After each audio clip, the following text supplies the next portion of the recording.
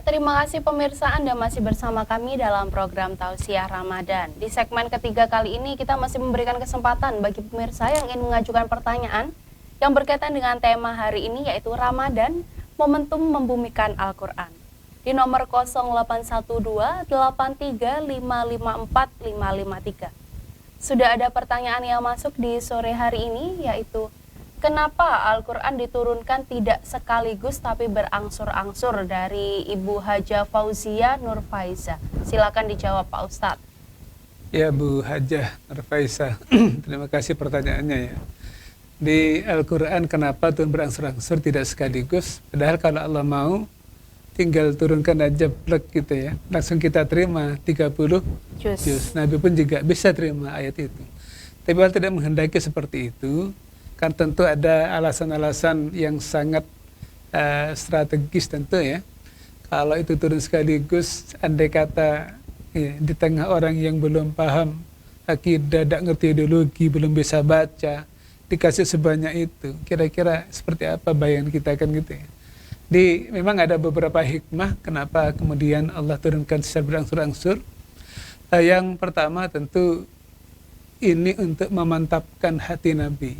Jadi kalau sekaligus ini rasanya bagaimana memahami sekaligus. Jadi dengan turun satu ayat tentang akidah, kemudian masuk dalam jiwa benak Nabi, maka kemudian ya sesuatu yang dimantap itu baru Nabi sampaikan kepada kepada umat. Ini yang pertama, memang diantara hikmahnya supaya penerima Nabi dan tentunya penerima Quran ketika itu yang dari Nabi itu langsung mantap gitu ya. Jadi misalnya tentang stressing pada Allah Ahad, Allah Maha Esa. Itu aja dipasang dulu sampai betul-betul mantap kira baru turun ayat yang lain. Itu saya kira fungsi pertama. Yang kedua tentu kesiapan penerima. Kesiapan penerimanya. Jadi kalau kemudian sekian banyak hukum, undang-undang, ideologi turun sekaligus, tidak mampu yang akan terima Quran itu. Karena itu dipasang secara sedikit demi sedikit, tadarruj atau berangsur-angsur, supaya bisa ditangkap dengan baik, dipahami dengan sempurna oleh penerimanya. Dan tentu banyak hikmah yang perlu dieksplor ya dari proses tadarruj ini. Tapi yang pasti memang Al-Quran diturunkan supaya bisa dipahami, ditangkap dengan sempurna. Yang tidak mungkin akan dipahami dengan baik kalau itu turun secara utuh. Mungkin ini Pak, kaitan dengan pertanyaan tadi. Jawaban dari pertanyaan terakhir tadi nggih Pak Ustadz. Baik, terima kasih Pak Ustadz karena telah menjawab beberapa pertanyaan yang diajukan oleh pemirsa melalui pesan WhatsApp.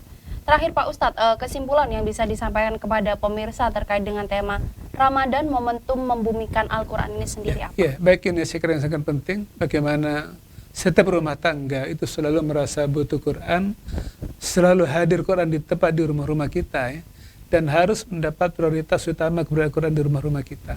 Karena bisa diingatkan kita semua dalam satu hadis yang sangat terkenal, beliau sabdakan, Zuyyunu buyutakum bis-shalah wa qiraatil Quran. Indahkan rumahmu, tentramkan rumahmu, baguskan dengan salat dan membaca Al-Quran. Ya, jadi kalau ada rumah muslim tidak ada Qurannya, ini rupanya diragukan keislamannya. TV ada, perabot rumah tangga malah ada Quran tidak ada. Ini kan ironi gitu lah, menyedihkan gitu lah.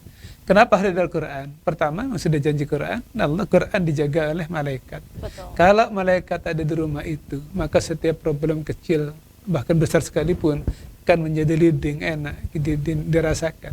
Tapi kalau yang di rumah kita, misalnya foto-foto artis yang terkenal gitu nggak Pak Ustadz? Syaitania gitu ya. Yang ada rumah kita bukan lagi malaikat, tapi setan. Kadang masalah kecil itu menjadi membakar-umbar. Karena sifat setan itu kan dari api ya, membakar. Kecil menjadi problem berat. Hanya soal problem kecil saja. Itu bisa berakibat fatal bagi rumah tangga. Tapi kalau yang ada Quran, dibacakan Quran, sebesar apapun problem rumah tangga, itu akan menjadi kecil dan enak dilampaui. Itu karena itu saya kira wajib ada Quran di rumah kita, dan mari berikrar tidak ada hari tanpa membaca Al-Quran. Kerugian dan keadaan terburuk hari-hari kita bukan ketika kehilangan harta benda, bukan ketika ada musibah, tapi justru ketika kita tidak sempat membaca Al-Quran.